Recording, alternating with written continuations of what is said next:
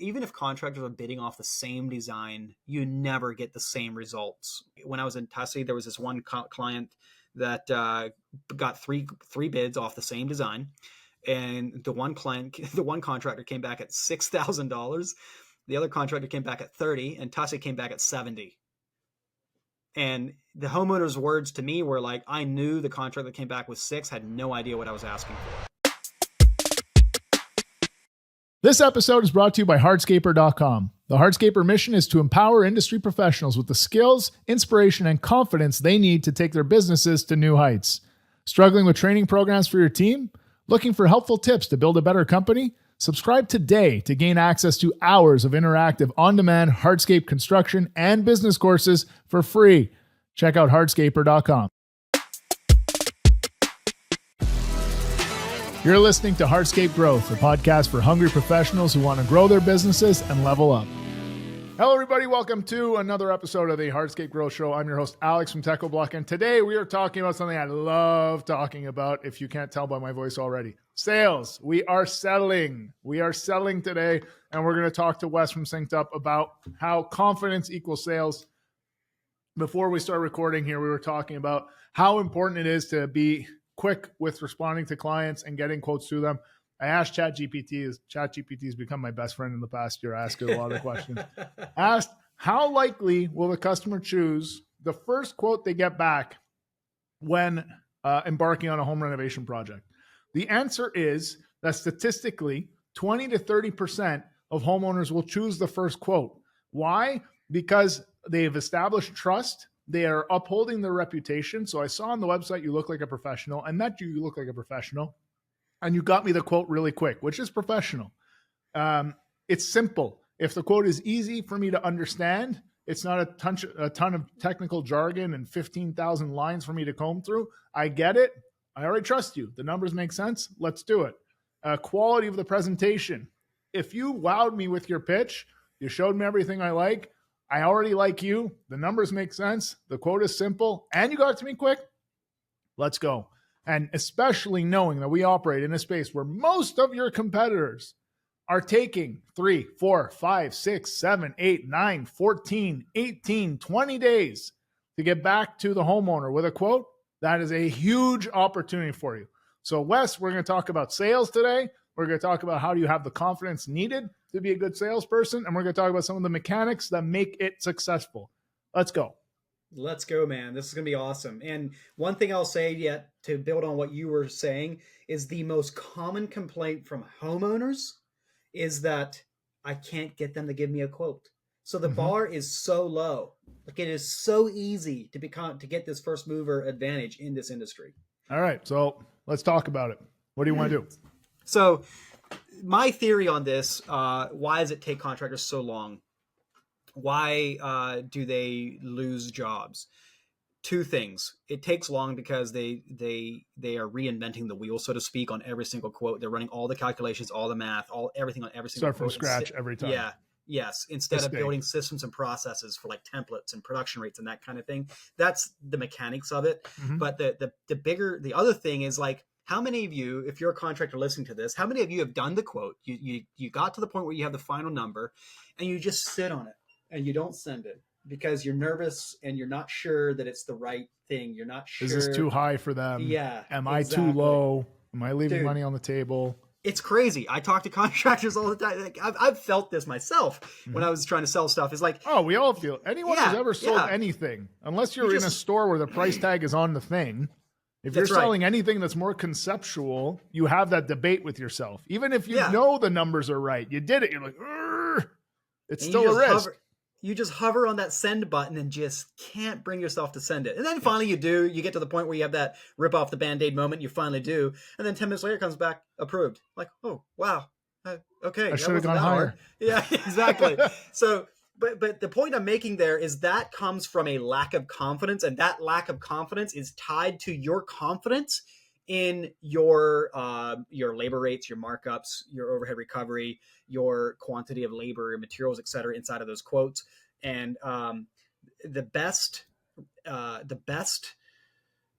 antidote to that lack of confidence that I have ever seen boiled down into a single little point is when you as the contractor know your exact break even on every single quote you generate. And the only way you're going to know that break even is when you are building a budget to not only calculate your direct costs in that quote, but also your overhead recovery, your overhead, so that you can add your direct cost plus overhead and arrive at your break even. So everything we talked about in our last episode together, exactly. That triangle. If I That's master that triangle, it's not that hard for me to know how much I should be selling this job for. And you will not endure that struggle of like, is this right? And hovering over that send button without sending it. Because you've done the math, and your posture is, it is what it is. Either they want it or they don't want it. And if they don't want it, then it's a change of scope, not a change of price, right? Change of scope equates to a change of price, not keep the scope and change the price. Negotiating on scope versus price is the biggest pitfall out there when it comes to this conversation with the client. Like when you give a quote for 50 grand and the client says, I want to do it. I love it, but I want to do it for 45. What do you do? And you have to get to the point where you realize, and you have that calm, quiet assurance and that calm, quiet confidence in yourself that you've done your due diligence. And no, if you want to do it at this, it's 50. Otherwise I do the work for free. If you want to do it for 45, well then, okay, great. I can position myself as the subject matter expert and help you with suggestions on how you can change the scope of the work to arrive at your 45. Mm-hmm. No problem. Mm-hmm. I am the subject matter expert. I will help you do that. But what I will not do is say, okay, sure, I need the work. Let's do it for 45. Because what you've just done is agree to do the work for, at minimum, less profit. At worst, you're paying for the privilege of doing the job. It's always a privilege doing work at someone's house, but not that much. Yeah, exactly. I'll tell you, like the showcase project that we're going to be showing this winter, they had a budget that was quite a bit under what the cost of selling the project should be. And what I mean by that is they gave us a wish list, and we're looking at the space that we had to build in, and it was going to be a $250,000 project if we did it the way that they wanted it done initially. Like they showed us a bunch of pictures on Pinterest and Instagram, like this is what I want. I really love this. Go down a whole list, 250 grand. We're like, well, that's what we're talking about. Like, I was kind of hoping something more in the range of 150, 175, maybe 180. So like examples of things that we did talking about scope. Full backyard was like 85 by 80 feet, something like that. But we didn't need to use the whole backyard to build the things that they wanted. So we said, okay, well, we could shrink this down a bit and have more grass around, and that would bring down a good chunk. Another big thing was they wanted a pool. But we talked about what they wanted the pool for, and it was really just like hang out and chill and cool off, and they're not swimming laps, they're not doing that kind of stuff. Like, all right, so instead of a full-size pool, what if we put like a plunge pool in like 8 feet by 16 feet? We can put that thing in for 50, 60, 70 grand instead of 100, 110, 120. Bang. Okay, now we're getting a lot closer. And it's those types of discussions where like, what is it you want? You want a pool? Okay, well, there's a lot of different types of pools and a lot of different size pools. You want to pave the backyard? Cool. You want to pave the whole thing? Because that'll be that much. But if I pave the parts that you really will use all the time, it'll be this much. Those conversations and having the confidence to tell the customer, like, I know what you say you want, but you don't actually know what you want. Let me help you find exactly what you want. That's what sales is. It's the transfer of trust. It's the transfer of confidence, and it's being a consultant for them. And you have to own that role. You cannot be letting the customer tell you, well, I already got all these quotes and they're going to do it for 180. And it's exactly, all right, what are you going to do? You're going to just drop your price? And like you said, you work for nothing? Or are you going to help them understand how they're going to get the most bang for their buck and get everything that they want? Because those other guys might do it for 180, but are they building it the right way? Are they using the same premium materials? Yep. Are they including a full lighting plan? Are they including all the plantings? Are the plants, the little pint-sized pots, or are we talking about like 5-gallon pots? Are we getting mature plants we're putting these in, or it'll be 5 years before your garden actually looks decent? These are the things that you have to put your foot down. You have to be confident in what you're saying. That's why, like you said, sales is confidence. So it is. What are the like you were saying, keys to that are understanding the numbers, and keys to that are also building out templates and processes. Right. I think, sidestepping a moment from that, but I just want to build on what you just said. The sooner you get to a point where you in your own head view your conversation with your prospect not as a negotiation of price. It's never a negotiation of price. It's always a negotiation of scope, and the price is what it is. And if the customer decides that they're not willing to move on certain suggestions you're making for scope to arrive at the price they want, that's not your problem. That's their problem. That's their decision. And so the sooner you get to the point where you're like, I will never negotiate on price, I will always only negotiate on scope, the better off you will be, and also your team and family, honestly, because it's directly impacting them too. But back to your original question. First, view yourself as not a negotiator on price, but view yourself as an subject matter expert helping your customer design their space to achieve their goals. Like the things that you discovered in that swimming pool conversation you just described, exactly that. You are making expert suggestions as to what they can do to achieve their goals for how they want to use the space.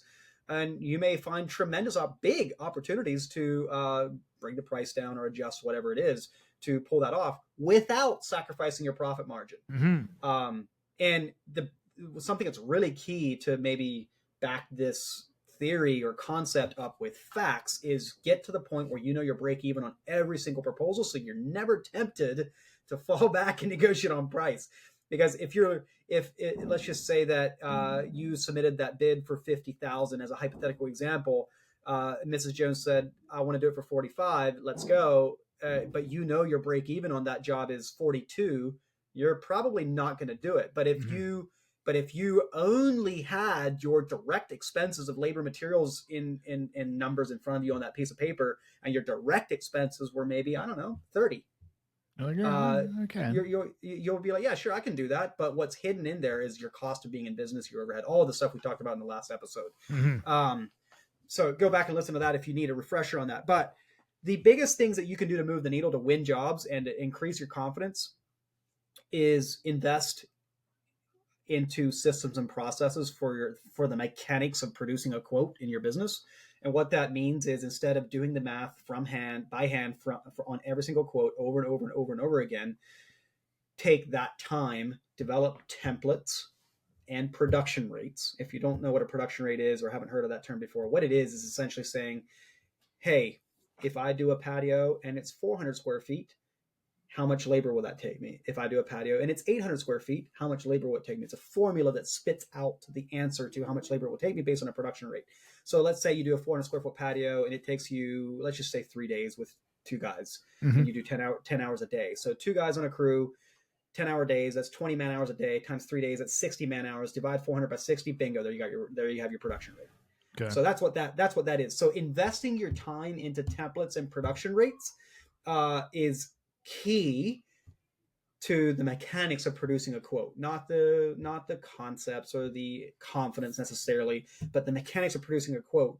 And what that will do is enable you to go from spending hours, maybe even days on getting a quote and being that contractor that takes 2 or 3 weeks to get a quote back to your customer and losing that first mover advantage, to getting the quote back to them before you even leave the driveway. Like, now, of course, if you're doing massive multi-6-figure projects, there's more of a design and engineering process involved, so you can't necessarily do that before you leave the driveway. But in many, regular, sub $100,000 projects, you should be able to. And what that essentially, so I'll tell you a story of DJ Faust, a contractor in Indiana that started using SynkedUp, I think about 2 years ago now. Okay.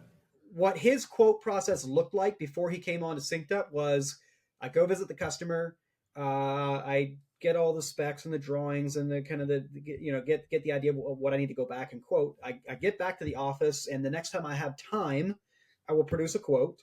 And I need to call the vendors to get my pricing on this product because it's been months since I've last used that product. You're right, exactly. And so now he's playing phone tag with vendors. And by the time the vendor calls back with a voicemail, he's off doing something else. So you get the picture. It would literally take him 2 or 3 weeks to get a quote back, and it would take him 2 to 3 days of office time to get there. So of accumulative office time. So after SynkedUp, he did templates and production rates. He did have his numbers. He did know his break even on every single quote, and he was turning quotes around before he even left the driveway in most cases. Was he closing was he getting the job?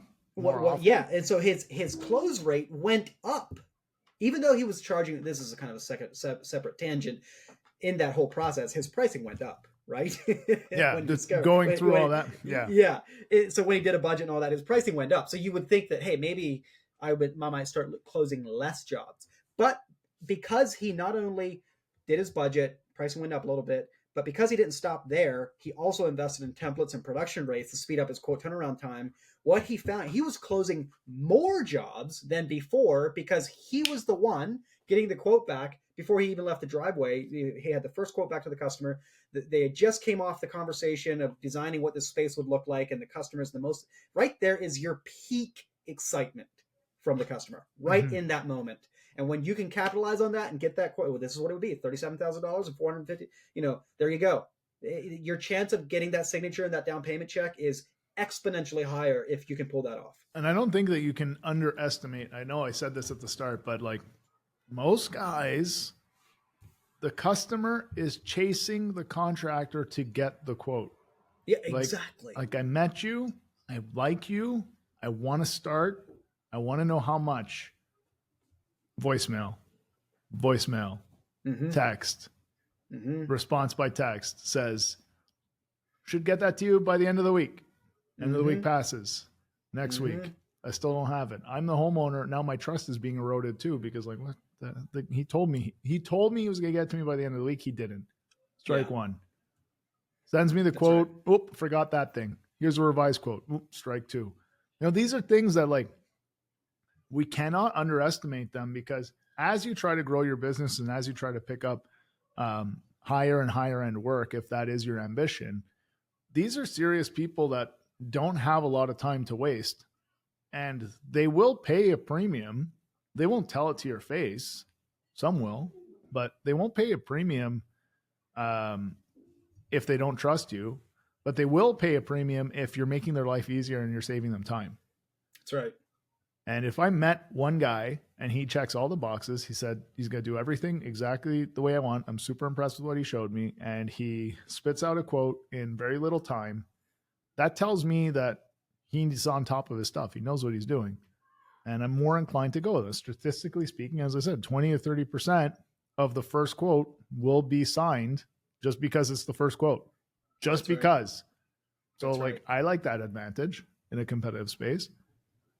Yeah. And it's like, if you're telling yourself you're losing jobs because of price, I mean, I'm not saying you never lose a job because of price. It does happen, but it is a minority. The highest reason for losing jobs is exactly the scenario you just painted out. Like, you told them you get the quote back by the end of the week, you didn't. And like, so you're eroding trust and confidence. You're not doing what you said you would do. And now you're giving the customer an appetizer or a preview of what it's like to work with you to get a job done. Exactly. Yeah. And broken promise. Bad business, man. No one wants that, man. Exactly. And so it's your opportunity to get to the point, your best opportunity to get to the point where a client is not even comparing quote for quote for quote across 3 or 4 different quotes, is be the first one back, be professional, have everything in there. Communicate well, give them expert suggestions on adjustments to scope of work to achieve their vision for their space, and your chances of closing that deal will be exponentially higher than the whole scenario you just painted out, which is unfortunately the norm. The norm, yeah. What are the components of a good quote? Like, when I send that bid to a customer, what are the key pieces that you see? You've seen templates, you help people build templates, or templates, I guess, within SynkedUp too. So like, in your opinion, what are the key components? Well, probably the one thing I would point at is I believe details kill deals. When you go buy a truck, you don't get a sheet that tells you every bolt and screw that went into that truck. You get sold on the specs of that truck, what it can haul, the horsepower, all of that. That's what you're buying. You're not buying the fact that it's got stainless steel screws instead of titanium, whatever, And so I know there's people that will probably disagree with me on this, but I'm not a fan of producing quotes that have just dozens of line items of right down to the smallest little nitty gritty thing. I'm not a fan of that, because now the customer says, I'm not happy with the price. I want to figure out ways to lower the price, and they're going to come back to you with suggestions of, well, why do we need so much of this thing, and why do we can we cut that out? And like now they're certainly strong. Do we need 12 inches of base? What if we did? Yeah, 10? they're making suggestions to you that's like, dude, listen, this is not your, like, I'm the professional here, right? And so details kill deals, and I want to present the quote in a way that helps the client opt in or opt out of options that actually makes sense. So like, look, you could cut the gas out of the fire pit, just have a wood burning fire pit and cut $2,000 out of it. Sure. So I will present the quote in such a way. So don't So fire pit, $6,000. Yeah. Gas option, $2,000. $2,000. Exactly. Check it or not. You want it or you don't. Exactly. Present the quote in a way that the client and the non-professional would be able to make decisions that make sense. Yeah, don't present paver patio with I don't know, the 242 linear feet of edging. It needs the edging. That's not an exactly. option. Exactly. Yeah. Now you can maybe have a link, or like if they really are an analytical type, you can maybe have a link of your construction process. Sure, I'm not opposed to that. It's just that I think there's so much energy that gets wasted or spent on the client versus contractor conversation when there's details in there that are irrelevant to the decision making. So that's one thing. And there also is a thing of over explaining. There's actually Proposify, a software dedicated to proposals, did a study on this, over 1.3 million proposals. And I don't remember the numbers off the top of my head, but they did a study where they were describing how the sweet spot of describing the line items on your proposal, like the descriptions you're putting in there, like you don't want to over explain, like to where I'm reading a book of trying to figure out what I want to do or don't want to do in this proposal, but you also don't want to under explain. And visual things like pictures and videos are a huge help. So those kinds of things are where you always think when you're crafting how you present the proposal, always think of how would I want a proposal presented to me if I were the buyer, and what decisions can the buyer make that will influence the price or the scope of the project, and present it in that way. Like I don't buy the thing of sometimes contractors will tell me, yeah, but my clients tell me they love the detailed proposals with every bolt and screw on there, and they tell me it makes me look like a professional. Yeah, you might get that sometimes, but I don't believe it moves the needle personally. Focus on the trust, not the dozens of lines on your proposal. So when a proposal gets sent to a customer, what should it look like? Like obviously it has my information, has the customer's information, has a description of the scope of work. That scope of work is broken down into chunks: paver patio, segmental retaining wall, fire pit, gas option. Yep. Anything else? Lighting. Like, is it that simple? Is it like header with some text underneath describing what it is? Am I describing the pavers? Am I describing the walls? Like, what do you see to be the most successful? The biggest trend in outdoor living right now is wellness retreats at home. The calming sound of running water is at the heart of creating that spa-like escape. And with Atlantic Owasa, adding this element is easier than ever. Their professional-grade water feature kits and spillways are simple to install, letting you bring that soothing flow to any project. We've used these products on a few of our Hardscaper Showcase projects, and our clients couldn't be happier with the results. Plus, Atlantic Owasa offers training sessions and contractor rewards to help you grow your expertise and your business. Check out Atlantic-oase.com to learn more and take your projects to the next level. So I like to use story language, like, describe the patio that you designed on the consultation with the customer. Highlight things like design it with the seating wall, on this edge to maximize, the number of people you can seat for entertainment. Whatever it is that they were saying why I'm doing the job. Like a feature and benefit kind of model. Exactly. With the intended value, not the dollar value, the intended value. Like the patio with seating for up to 12 guests at a time. Yes. So that you can come back to that. They come back, can you do better than that? Well, I can. Here's how. We make the patio for 8 guests. Mm-hmm. Then I can reduce it by $4,000. Well, it's really for 12. Okay, well, that's why I proposed it to you. I'm going to design and build you something for 12 guests. And that's a great example, as opposed to using maybe lineal feet or square footage. Because they don't think that how way. many? Exactly. It's like a driveway. Like how many cars? Like, So don't say 900 square feet. It's a 2-car driveway. Oh, okay. exactly. Like when you're buying a 2-car driveway, you're buying a 2-car driveway. You're not sure actually what the feet are. Now you're Googling it or chat GPTing it. Like how many feet are needed for a car's parking space? That's exactly what I mean. You're hitting the nail on the head. So keep it as concise as possible, easy to Mm. digest information. Mm-hmm. You want to be transparent in the pricing. This That's right. piece is that much. Obviously, you want to be professional. So if you can send Yep. something that is templated with your logo, your header, your footer, all that stuff that is an official company document, that always goes.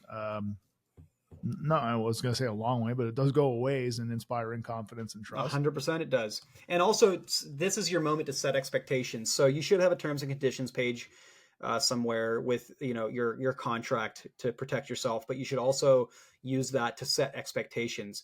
How are you going to leave the job site? Do you do grass repair? Do you subcontract that? What should the client expect when working with you? Set those expectations. The other thing it should also spell out is the payment schedule. Like it should be like, hey, this much down, this much on a sequential payment, this much on a final payment. Or if there's any T and change orders will be handled in this way. Like get those expectations. This is the time to set those expectations and inform the client as to how things will work. Where do you stand on presenting the proposal in person versus a Zoom call versus just sending it by email, texting them a link? Where do you stand on that?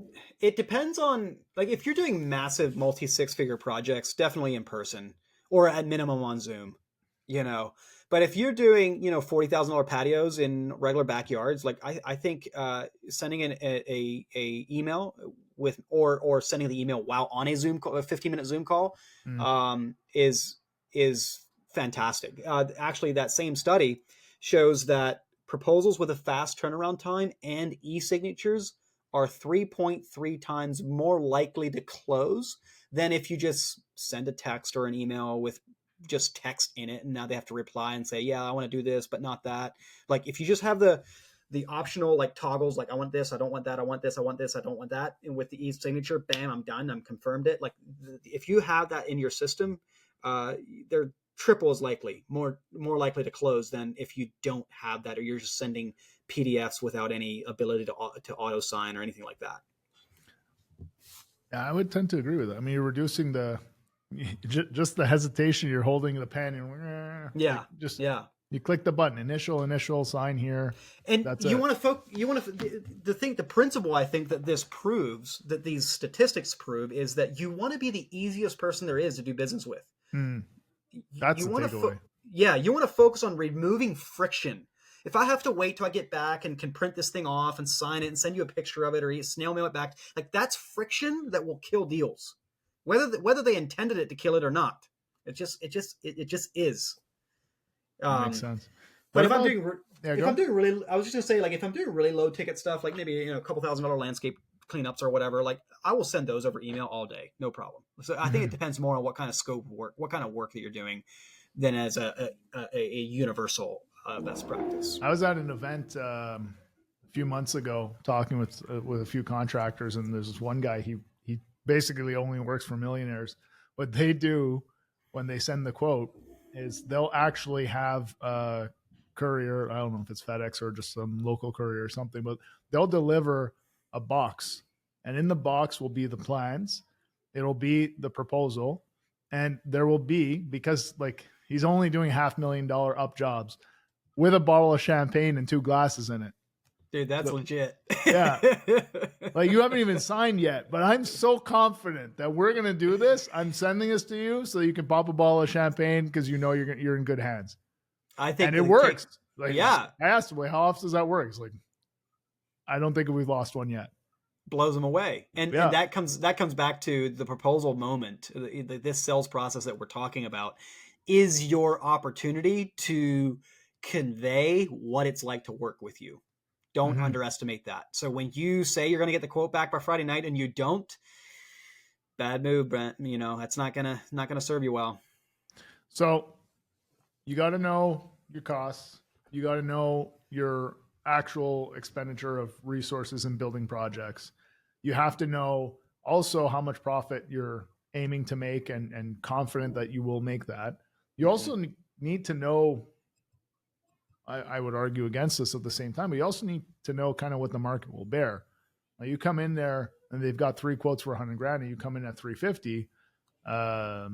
It's going to be a weird conversation. Yeah, if that's happening, if the gap is that wide, you're not quoting the same thing. Something's wrong with the scope. If the gap, how do you is handle that conversation? Because that'll happen a lot, right? Yeah. Like I got 4 quotes, 3 are in this range, and you are up here. What's up? Like how do you walk them through that process so that they actually get it and they go with you? Well, putting myself in that contractor's shoes, probably what I would do is I would look at the things that are driving the most significant pieces of that cost. And I would be like, well, what is that significantly less quote say about this? Does it have these are the drivers of that cost? Do those other quotes have these same things? Mm-hmm. And I would try to make sure that we're actually comparing at least something close. I will also say that in my years of being in this industry, like, even if contractors are bidding off the same design, you never get the same results. Mm-hmm.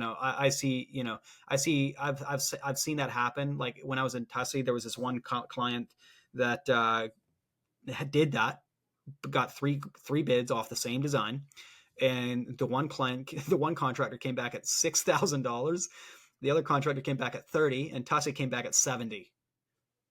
And the homeowner's words to me were like, I knew the contractor that came back with 6 had no idea what I was asking for. He totally misunderstood what I was. Yeah. You can't even buy the materials, not even begin to, you get the idea. The $30,000 one, maybe, but I wanted to do this job once. He was an older client, had hired contractors before. He's been around a bit. Yes, and he's had some experience. Now, what you will find, this is funny because Derek at Tussey has told me this. What you will find is, he says one of the biggest indicators as to whether they'll win that deal or not whether they have the money or not, because you can have like young people in their 30s or maybe early 40s that have the money. That's not the point. The indicator is, have you hired contractors before on a construction project? If you haven't, they're probably going to go with the cheap guy, even if, you're technically bidding off the same thing. If they have hired contractors before and they know what the experience is like, they're much more apt to say, I want to do this job once. I don't want to have regrets. I'm going to pay the extra to get the assurance that I'm going to have that 5-star experience and not have any regrets. Do you need to adapt your sales presentation and your approach based on the type of customer? So based on what you just said, there's people who this is their first time, and there's people that this is their second, third, or fourth time. The second, third, fourth time, they have seen what happens when you pick the wrong guy. Guaranteed, they've seen it. Mm-hmm. Mm-hmm. Do you change what you're saying, how you're addressing these people, what you're presenting to them based on their experience? I think you do, but you do need to be tactful. Probably what I would do in that situation when I'm talking to somebody that I know money's not the issue. They have the money. It's just more like, why is you so much more expensive? It's just more like they're not believing the value difference. Mm-hmm. Is I would go to some stories in my arsenal, in my history, in my experience, and I would just tell them a story of how I've had this exact same conversation before. This customer that we tried to work for before had never hired a contractor before, and they didn't believe that there was additional value there for the extra cost. It went with the cheaper guy, and the regret that they experienced, we came back in and cleaned it up and fixed it for them, and they spent significantly more by going through that experience. And I don't want you to make that same mistake. So if you do believe that this other contractor is legit and they're going to have that value, and you're still talking to me, even though I'm significantly more, my closing question would be, well, why haven't you hired them yet? And then you'll get to the core of the matter. Why haven't they hired them yet? That's a great question. Instead of immediately jumping to, well, let's negotiate, ask them, well, okay, if they're such a great option, because you're comparing me to them, if they're mm-hmm. such a great option, why haven't you signed with them yet? Mm-hmm. And they will tell you. Mm-hmm. Now you're at the core. And you're going to get the actual truth, because you're catching them off. That's a question that you don't expect to get. Right. But again, like coming back to the the subject here, confidence is sales. If you are confident that your bid is the right bid and this is the right package for the customer, then you have the confidence to say, well, why haven't you signed with them then? Mm-hmm. Mm-hmm. And you can't assume that posture. It's very difficult to assume that posture emotionally or in your demeanor if you don't have that confidence in your numbers, in your templates and production rates. Like, void of that confidence, you just don't have the ability to stand there and ask those kinds of questions when you don't know your stuff. Yeah, but I would argue you still can. Well, you still can. Even if hypothetically speaking, I'm talking out of my you know what, and I just pulled a number out of the sky. But I want this job, and I know I'm going to make money on it, and I want to work with these customers, and they're telling me that line. Why haven't you signed with them yet? And they will say exactly why. You know what?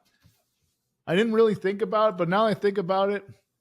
What I like about, and this is usually how it goes, they'll end up saying what they like about you as the response to why they haven't signed with the other guy. Mm-hmm. Because the fact that they're coming back to you and they're even having this conversation with you is because there's something there. Mm-hmm.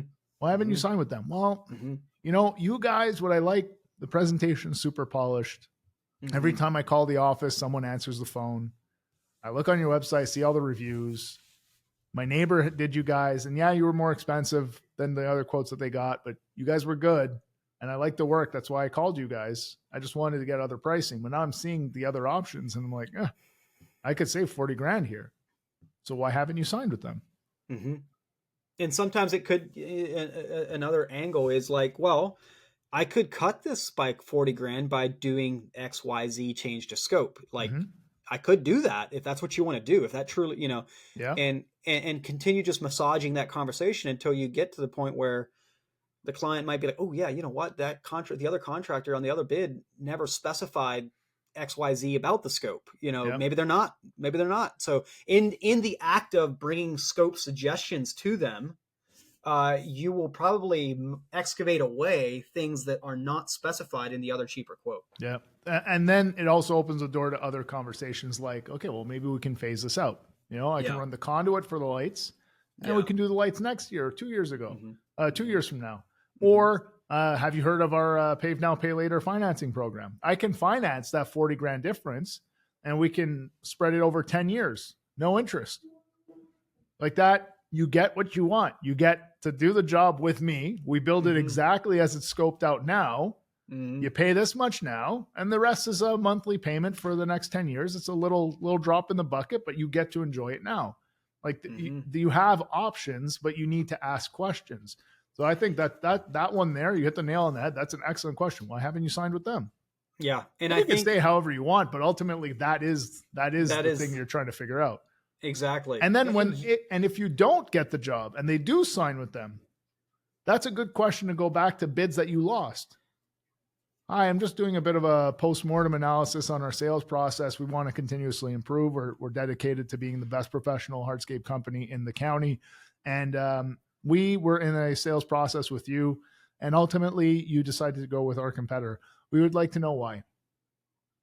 Wouldn't you like to know that information so that you can avoid making the same mistakes, so that you can improve, so you know exactly who's beating you and why, so you can do something about it?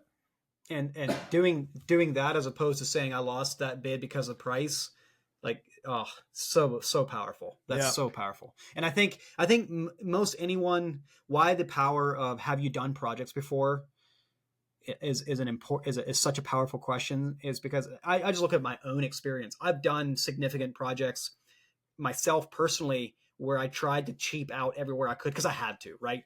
And the regret, the areas that I got regret later that continue to hound me and be problems. And then I look at projects I've done later in life and where I felt like, man, I really bit in deep. I spent way more than I should have. But here I am 5 years later, and I'm like, I am so glad I did every little thing I did in that project, because I would hate to try to go back and do it now or live with the pain of doing the other option that we were considering at the moment. Like, that's why it's such a powerful indicator as to whether they will go for the high-end solution versus not, is have they done projects before? Because once you have a few projects under your belt as a homeowner, like, you look at your contractor's quotes differently. And then the only other thing I can add to that is if you keep running into a situation where you just don't have the right customers in front of you, because ultimately that can be a problem too. Yes. If you're shooting these quotes out, they don't have the money, or they're not interested, or they're not looking for what you have. Well, then you have to look at what's your qualification process, what's your pre-qualification process, meaning what questions are being asked before you get in front of them, before you spend time building out a bid for them. And more importantly than that, what are you doing marketing wise that's pulling in the wrong people? That's right. So it's 100%. You got to sell to the right customer. And if you're not selling to the right customer, that's not your quote process's fault. That's not your price's fault. That's you're selling to the wrong customer. And like posture is so important here. You do not want to be desperate. Like if you get a lead, maybe you kind of do need the work. So you're like, yeah, absolutely. I'll be right out there. When are you available? Wrong posture. It's like they need you. You don't need them. You are the expert. You are the professional. And they have a vision that they want to execute for their project, and they need you to pull it off. It takes time to own that position, and it takes a lot of practice, but it's one of the best skills that you can develop. And in there's life plenty... and in business is just being able to sell and having the fortitude to say, like, no, I know what I'm talking about. I'm here to help you. If you want my help, this is what it costs, and this is how we will do it. Growing your hardscaping business in a competitive market is tough, but it's a lot easier when you have the right tools. That includes tools for managing your business, customer relationships, estimates, quotes, payments, and even personnel training. Thankfully, LMN is just that. With LMN's all-in-one platform, you'll streamline every part of your business, from CRM and scheduling to job costing and invoicing. And with Greenius, the #1 training software for landscapers now integrated, you can build high-performing teams and use measurable data to make real changes within your crews and organization. Join over 3,000 contractors who trust LMN to grow their businesses. Ready to make a change? Head over to golmn.com and start your free trial today. And I'm saying it sternly, and I'm not saying that that's the way you need to deliver the message, but you need to be able to say that inside yourself. Like, I am the best option for these people. I don't want these people to suffer through the pain of working with my competition. So I need to do them the service of guiding them to the decision that is to hire me by answering all of their questions, proactively answering questions that they haven't even thought about, and asking those other questions like, well, why are you considering other people? What are you looking for with them that you are not finding with me? Why haven't you signed with them? Those things give you the truth. And if, like you said, I really like what you said. If you just keep going around thinking, well, they didn't pick me because I wasn't cheap enough, that's not going to get you anywhere. And you're just going to stick in the rat race of trying to chop your price down and beat your vendors up for 5 cents a foot here. And I need free deliveries. If you don't give me free deliveries, I'm going to go over there. That's not a way to run a business. That's fun to run, that builds relationships, that you have people reaching out to you with opportunities and ways to help you and trying to grow your business. If you want to be in that environment, then you have to think, okay, I'm in a market of abundance. There are more customers than I can ever do business with. The people who work with me deserve my help. And the people who don't choose me, well, maybe they made a mistake. I'm going to convince them of that.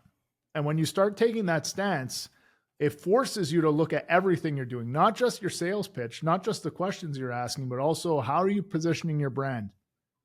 You know, if I'm a premium guy and my logo is the one I drew up and slapped on the side of my pickup truck 15 years ago, and that's not who I am anymore, that's the origin, but that's not who I am today, that could be part of the problem.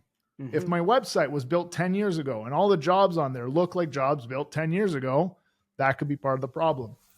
If I'm not spending money on advertising and I'm just getting referrals from the same people who run with the same people in the jobs that I've been doing for the last 10 years, and that's aren't the types of jobs that I want to do anymore, that's part of the problem.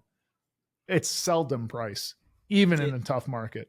That's right. And again, you can't say it's never price or price is not a factor. It's a factor, but it's not the factor. It's not the factor that loses deals.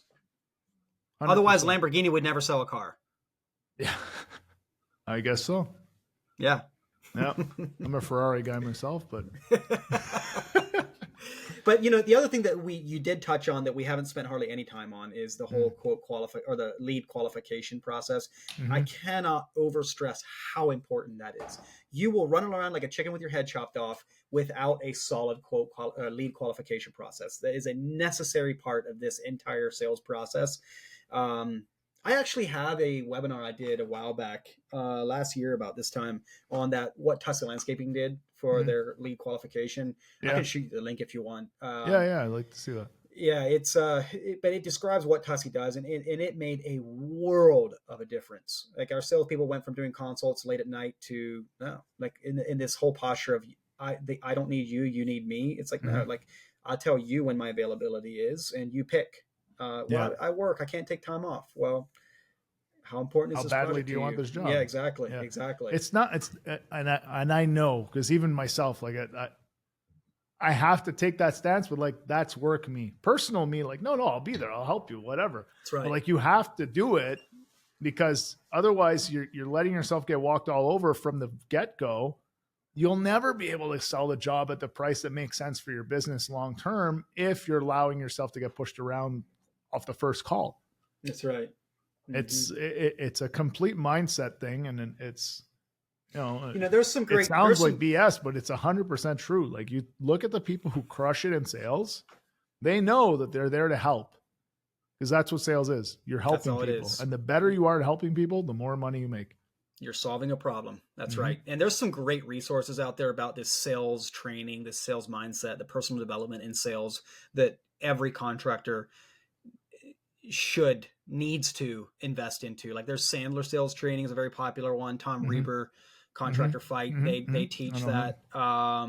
Josh Gillow from Yes Express has a great sales training program. Like, the resources are out there. And if you're a contractor selling in the sales process, like, you can't overlook this and call it fluff, because it's not. No, it's not. Okay. Anything you want to add to sales? Sales is, it's a lot of touchy feely. It's a lot of mindset stuff. That's what it is. But it's a skill like anything else. You can develop it. You can perfect it. You can improve continuously. Is there anything you want to add? I think, just as a final takeaway, if you've been telling yourself that I'm losing these jobs because of price, double click on that, go deeper, invest into your templates and production rates, invest into your confidence and knowing your break even on every single job. Negotiate on scope, never on price, and you will see the results. And if you want to know more about how SynkedUp promotes that or helps enable that, implement that into your business, just jump onto our website, book a demo, or DM me on Instagram. We'll connect you up with the resources there. Just one little statistic I'll give you. Yeah. We built a automated follow-up process on emailed quotes earlier this year, and our customers have closed over $10 million on only the follow-up, not the initial send, just the follow-up sequence after that initial send has closed $10 million additional dollars for our customers just this year. That's amazing. And it's 100% true. Whether you use an automated follow-up or not. Actually, I have this book here. Follow up frequently. And no, this one is pick up the phone and sell. But honestly, like, you sent the quote. Yeah, they're ghosting you. You did all the work already. I don't want to harass them. I don't want to be pushy. No, don't let your customers suffer through the pain of working with your competition. You are doing them a favor. Pick up the phone and follow up on that quote. And to add to send them a text. You leave a voicemail. They don't answer, right? You leave a voicemail. Send a text. Just left you a voicemail. Listen to it. Give me a call back when you can. Stay on them. Exactly. I couldn't agree more. And just to add to that, as part of that follow-up process, we also implemented a feature where every time the client opens the proposal, it pings you a notification. So-and-so has just opened this proposal, which gives you the ability to thinking about you. How are the kids? How'd that tournament go last weekend? I just want to follow up on the proposal. 100%, dude. It's not sleazy. You have to genuinely believe you are there to help them. And you're doing the steps necessary to get them the help they need. You have that mindset, you'll crush it in sales. Bingo. All right. I guess that's it for this one. Till next time, guys, we'll see you on the Hardscape Growth Show. I'm Alex. That's Wes. Check out SynkedUp.com. We'll see you next week. You've been listening to Hardscape Growth, a podcast for hungry professionals who want to grow their businesses and level up.